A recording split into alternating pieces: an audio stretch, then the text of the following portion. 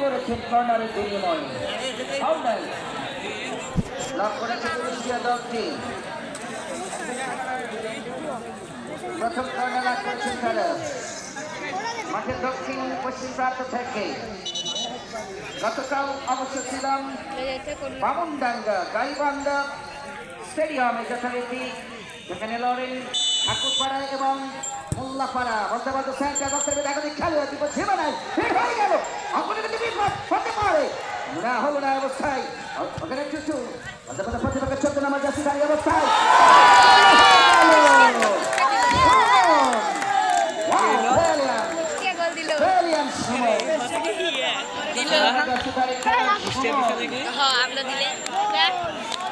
প্রথম হাফে আমার ঘড়ির সময় মোতাবেক 4 মিনিটের মাথায় গোল করে দিয়ে গেল কুষ্টিয়া।